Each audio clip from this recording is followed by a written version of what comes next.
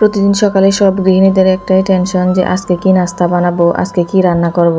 আসলে যত সমস্যা হচ্ছে বাচ্চাদের নিয়ে। হ্যালো এভরিওয়ান, আসসালামু আলাইকুম। সবাই কেমন আছেন? আশা করছি আল্লাহর রহমতে সবাই ভালো আছেন, সুস্থ আছেন। ভিডিওর প্রথমে সবার কাছে একটা লাইক চিনেছি, প্লিজ সবাই একটা লাইক দিয়ে ভিডিওটা কন্টিনিউ করবেন। আপনার একটা লাইক আমার ভিডিওটা অনেকের কাছে পৌঁছাতে সাহায্য করবে। আমাদের তো খাবার নিয়ে কোনো টেনশন করতে হয় না, যাই হয় আমরা খেতে পারি। আসলে যত সমস্যা হচ্ছে বাচ্চাদের নিয়ে, বাচ্চারা কি খাবে না খাবে এটা ভাবনা চিন্তা করে আমাদেরকে রান্না করতে হয়। আজকেও কি রান্না করবো এটা ভেবে তারপর ফ্রিজ খুলে দেখি যে এখানে কিছু সবজি আছে, 4টা চাল কুমড়ো আছে আর কলা আছে। কলাগুলা হচ্ছে আগে নষ্ট হয়ে যাবে, তাই কলাগুলা আগে নামিয়ে নিয়েছি। এগুলো হচ্ছে আজকে রান্না করবো। আর সাথে একটা ক্যাপসিকাম ছিল, ভাবলাম যেটা এভাবে নর্মালি রেখে দিলে নষ্ট হয়ে যাবে, এটাকে নামিয়ে কেটে হচ্ছে ডিপ ফ্রিজে রেখে দিয়েছি, যাতে পরে কিছু রান্না করলে নামিয়ে ব্যবহার করতে পারি।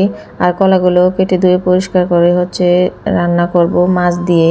রান্না বসিয়ে দিয়ে চলে আসছি হচ্ছে পিঠা বানাতে। আজকে কয়েকদিন ধরে আমার বাচ্চারা বানা ধরছে যে জামাই পিঠা খাবে, তাই এখানে আমি হচ্ছে আগে ডোটা রেডি করে রাখছি, যাতে 1 ঘন্টা রেস্টে রেখে তারপর পিঠাগুলো বানিয়ে নিতে পারি।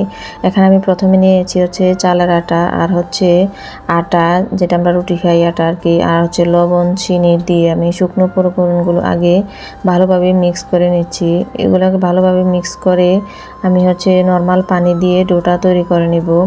আর এই আটাটা দিয়েছি, এটা হচ্ছে লাল আটা, এই জন্য একটু এরকম দেখা যাচ্ছে। আমার কাছে সাদা আটাটা ছিল না, যেহেতু আমরা সবসময় লাল আটায় রুটি খাই, তাই অল্প অল্প করে নর্মাল পানি দিয়ে ডোটা তৈরি করে নিয়েছি। ডোটা বেশি গাঢ় বা পাতলাও হবে না, একটু মাঝারি টাইপেরই হবে। তারপরে হচ্ছে এখানে আমি একটা ডিম দিয়ে দিয়েছি। ডিম দিলে না এই পিঠাটা খেতে ভীষণ ভালো লাগে আর পিঠাটা ফুলে সুন্দর হয়।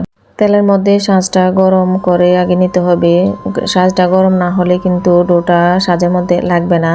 গরম হলে তারপরে এভাবে একটু ডো লাগিয়ে নিয়ে তেলের মধ্যে একটু নাড়াচাড়া করলে পিঠাটা ছুটে চলে আসবে। আমি এভাবে একে একে সবগুলো পিঠা বানিয়ে নিয়েছি। এই পিঠাটা না খেতে ভীষণ মজা হয়।